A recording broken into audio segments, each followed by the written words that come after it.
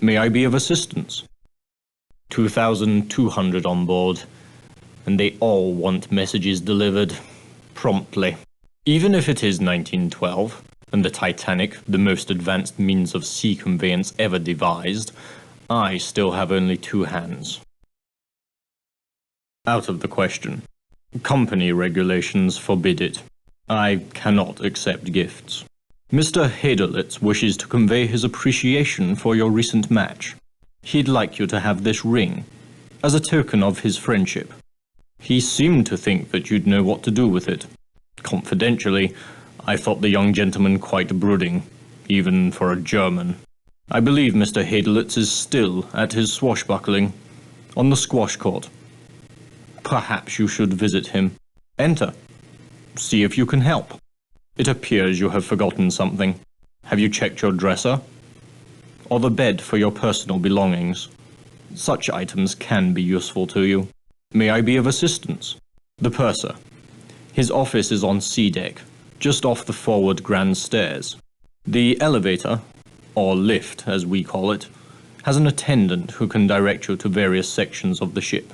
The elevator, or lift as we call it, has an attendant who can direct you to various sections of the ship. The lifts are located behind the forward grand staircase. A certain Mr. Trask appears quite prescient about such matters. He's somewhere on board. Miss Pringle may have an idea. She is quite opinionated. Her room is F34, that's F deck, in the 2nd class. Before I forget, Lady Georgia desires to meet with you. She is outside on the A deck promenade. Remember, you may always contact me by returning here and ringing the bell. This is your cabin, C73. Very good. We of the White Star Line hope that your stay on board Titanic is as relaxing as possible. As you explore the ship, please bear in mind the following advice.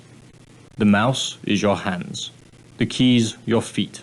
If you find the screen too dark or too bright, follow the directions on the control screen help panel or consult your manual on adjusting your monitor. To find the control panel help and other features, click on the life preserver at the bottom of the screen. The control panel has a help button, as well as a quit and save game feature. You may also adjust the volume. Test the settings by clicking on the black knob. You may also switch the theme music on or off. After making any adjustments, click OK to return to your current game. Wandering the ship, if you notice a hand, it indicates something to click on. May I suggest you do so? Several personal items in your room, a brown satchel, and a pocket watch are quite useful to you during your voyage. Take them with you. You shall want to converse with other passengers. If you fail to understand them, click on their face. They will repeat their last sentence. Lastly, you may always find me by returning to your cabin, C73, and ringing the bell to the right of the door. Good evening. I am Smethells, your steward, and, if I may say so, it is good to see you up and about. You've been in your cabin the whole voyage. A touch of the mal de mer, was it? Seasickness can be quite unpleasant, especially if it's one's first crossing. Since you haven't been out of your cabin, may I instruct you on how to get assistance while on board the Titanic? Very well. Your correspondence. Here, a map of the ship for you. Compliments of the White Star Line. I have taken the liberty of indicating your cabin, C73. Of course, on a Sunday evening at this hour, there won't be many people out. Will there be anything else? A young lady? A most insistent young lady? The electric camel? An exercise device? They say it is good for the liver. I wouldn't know. It's located in the gymnasium, on the boat deck, on the starboard side. That's the right side, in case you had not been informed. Port. If you're facing towards the front of the ship, the left side is the port side. Most certainly, remember the term forward. It means towards the front, or bow, of the ship. The term aft refers to the Titanic's back, or stern. Very good. Have you unpacked? You'll find your trunk key in your bag on the bed. And remember your personal effects, your watch and bag. If you require additional assistance, please ring the bell by the door. Good night.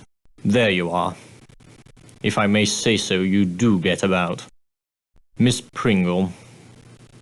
She has asked to see you in her cabin. Certainly. She said it is urgent. Cabin F-34, on F deck. That's 5 decks below this one. In second class. The deck below this one. In second class. Are you wandering about? There is a card game in progress in the smoking room, held by a French gentleman. I suggest you contact the importunate Miss Pringle. If you're in a hurry, the Titanic has lifts for fast ascension and descension. They're behind the stairs. Oh, I would never play games with the French. They cheat. The gymnasium is on the boat deck, on the starboard side. Take the lift behind the staircase to A deck, and then go up the grand staircase to the boat deck. If you're in a hurry, there are lifts for fast ascension and descension. They're behind these stairs. Good night. Still wandering? This ship holds a strange fascination for you. Most peculiar. I've a message from a young German gentleman by the name of Haderlitz. He would like to meet you in the squash court. They've opened it for him. Highly irregular, I must say, especially for fencing. Surely he is. The percentage of passengers demanding the courts late on a Sunday night is small. Minuscule, actually. Yes, apparently he does not favor racket sports. If memory serves me, there is an entrance to the squash courts on D deck. Meanwhile, I shall inform the young German gentleman that you will meet him presently. Most regrettable. Most regrettable indeed. The young German gentleman, dead. In the electric bath. Quite unanticipated. He was alive. Most vocally, too, just a few hours before, arguing with someone on B deck. The gentleman's voice was unfamiliar. About a painting. He'd misplaced it. And the other gentleman wanted to know where it was. Yes, I believe Dr. O'Loughlin is waiting to move him, so as not to alarm the other passengers. It is, I must warn you, a most unpleasant sight. This is most irregular. Most irregular indeed. Really, I find it the height of drudgery to track you about this ship. Your constant meanderings make it difficult for me to attend my other charges. Miss Pringle insists that you see her, immediately, in her cabin. You two are thicker than thieves, and larceny is probably what you're up to. Do go see Miss Pringle. Trying to find something? We have high hopes. High hopes for you, eventually. Good night. The poop deck, is it? Take the second-class stairs to B deck. Once there, go outside and head aft, towards the stern, past the third-class promenade. The poop deck's at the very end of the ship. Such fascination with steerage passengers is most baffling. I suspect foul play.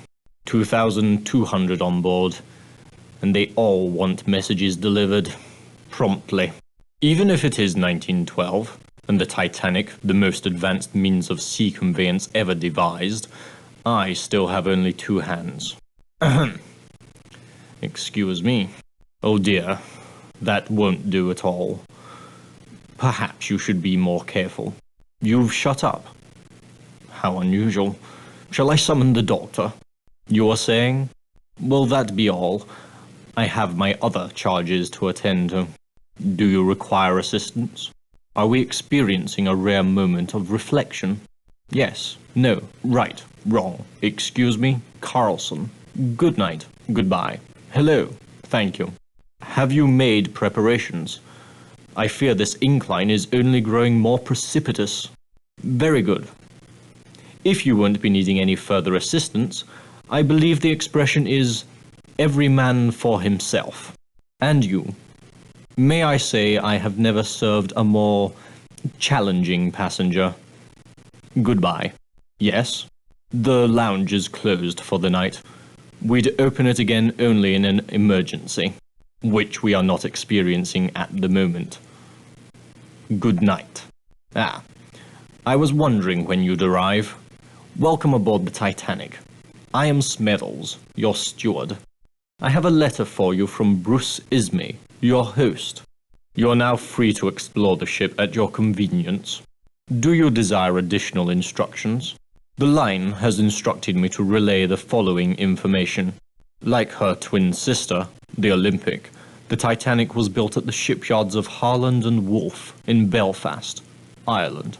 Construction began in March 1909. At over 46,000 tons, the Titanic is the largest ship in the world. A triple-screw steamer, she has 3 propellers. This, one of the wing propellers, is 23 feet in diameter. The ship is powered by 29 coal-fired boilers and runs at a top speed of 23 knots. The ship is 882 feet, 9 inches long, and 92.5 feet wide. Stood on end, she would dwarf the great buildings of the world, including the planet's tallest, the 750-foot-high Woolworth Building in New York. The Titanic's outfitting was completed in March of this year. After only 1 day of sea trials, she proceeded directly to Southampton for provisioning and the boarding of her 2,200 passengers and crew.